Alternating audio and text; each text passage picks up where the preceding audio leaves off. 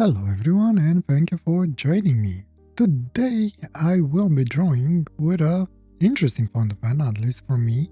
And I believe last time on my last video I said it is a little bit controversial for me because of its shape. And the twist is definitely interesting on this pen, at least for me.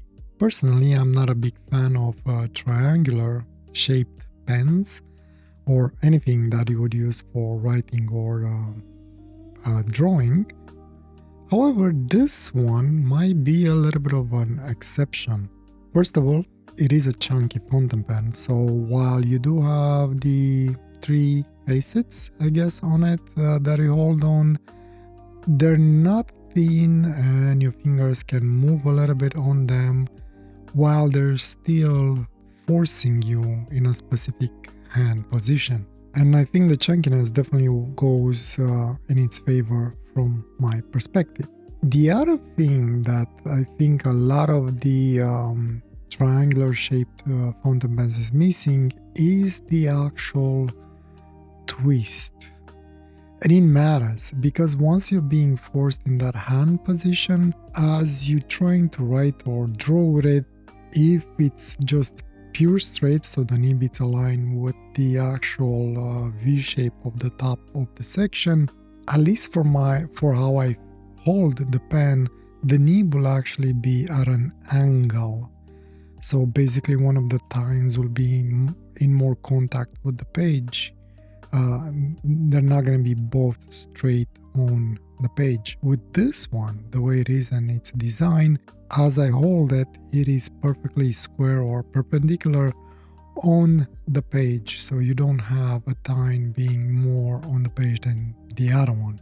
And I don't know what kind of magic or voodoo they used when they actually built this pen, but as it says on the package, it is for right-handed and left-handed people. And while I am definitely not left-handed or by any means I am now ambidextrous either, if I by any chance would write or would be forced to write with left hand starting today or tomorrow, the way I would hold the pen, I will hold it pretty much as I'm holding with my right hand. And as I was holding it above the page and trying to see how the nib lands on the page, it is just as square and just as properly oriented on the page as I would hold it with my right hand. So from my perspective, based on my hand and how I would hold the pen, I think this pen is well designed and there was some thinking going behind it. They didn't just do it, basically. I resisted the idea of buying one of these pens for a very long time until I found it on Amazon for a very cheap price. It was on sale. And I was like, might as well try it. What's to lose on it? If anything, if I don't like it, I'll just give it away to somebody else that like it.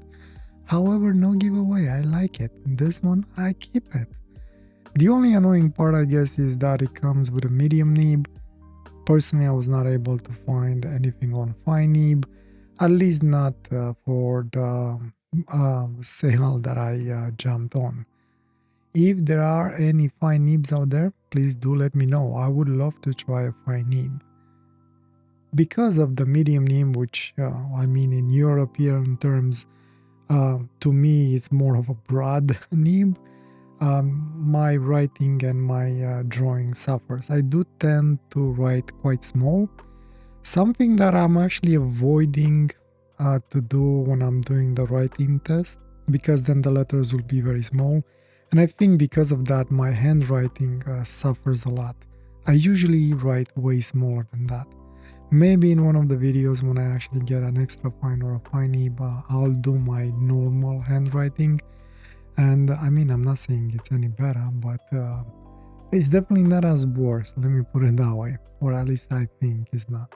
Fun fact, the first thing that I did as I removed the pen from the cardboard box that it came with was to remove the actual sticker. As I probably mentioned before, I hate stickers on my pens. I don't know why, it's just I like clean lines and simplicity rather than complexity of a sticker. I feel that, in my opinion, it cheapens the look and feel of a fountain pen more than it should. For the ink, I decided to actually use the cartridge that it came with.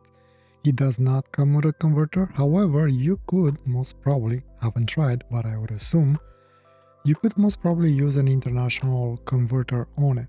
I don't know what ink it is. Probably I would assume it's some sort of a Pelikan blue ink or blue black, from what I can tell to my eyes. And it works very well. Very easy to use. Just pop the cartridge in and then wait and wait and wait until hopefully the ink will come out, or just squeeze the cartridge to get the ink quicker through the pen and saturate that feed that it comes with. I had to do that off screen because it took a while until the ink started to flow through the pen. However, when it started to flow, man, that it was flowing, especially with the medium nib. The nib is actually very wet and writes very well. I would assume that if you like to use sparkling ink, you could definitely use a converter with it, and the way it flows, I think it should be okay. As I was doing the writing and the drawing, I thought that maybe I should try one of my sparkling inks. Not that I have many, I have one of them, but it was too late. I was already committed for the cartridge. I might come back and do another drawing and try some ink with mica in it and see if it will have any issues. Writing wise, holding it, a little bit of challenge in the sense that your brain has to process the idea that you can't just twist the pen all the time. However, once you embrace the idea of holding it properly, it's actually pleasant to use, and because it's chunky, at least for my fingers, it's quite pleasant and easy. I had no issues with it. The only issue is if you're trying to do reverse writing or reverse drawing, because the edge that it's at the top of the section as you would normally hold it will be on your middle finger, and it's actually quite unpleasant to hold it. However, one trick that I found is that you can post the pen, which by the way it does post, but unfortunately you kind of have to jam the cap on the barrel. It doesn't hold that well, so maybe the pen is not really intended to be posted, but you kind of make it, you could kind of make it. And the trick is because it has the twist, what I noticed is if I want to use it for normal writing, I just hold it by section as you would, but if I have to use it on the reverse when I'm drawing, I post it and then I keep it higher up as I usually do, and I use the reverse instead.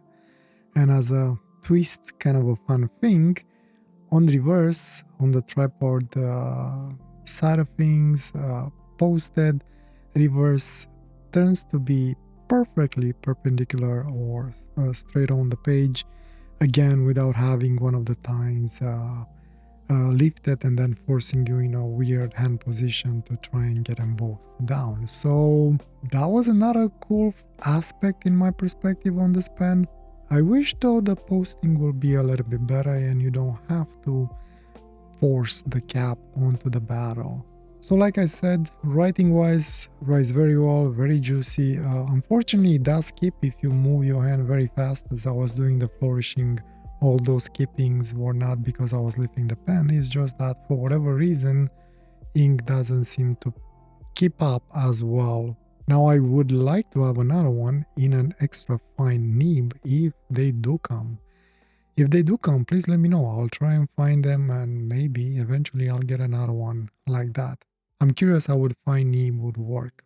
And speaking of the nib, on the paper that I have, on the cotton paper that I have, the nib perform actually very well, maybe too well, I would say. Surprisingly, I had no issues with clogging up the nib, probably because of the flow of the ink. And the ink was a little bit too generous on this page, more than I would have loved it to. As such, I had to take a different route from what I usually do when I draw. I had to be much more lighter on the hand, and I used it a lot on reverse. I only turn it on the normal side when I was trying to go darker and I needed more ink on the page. And I was also time limited. Fun fact, I was just about to start drawing. I was all set up and I picked up the pen and basically there was a blackout and everything just went dark inside the room. I usually do this at nighttime, so there was absolutely zero light source. I had to try and find my phone and then use the flashlight from the phone to try and find batteries that I have for my light sources. And eventually I found everything that I needed, and I was able to do the drawing and the recording because I used batteries for my cameras and for my light sources, which usually don't last very long. I usually always have them plugged. Light sources, because I have like 2 huge batteries per light source, could last me longer, about 2 hours and a half at full brightness. But the camera, unfortunately, can only take about an hour and a half of recording.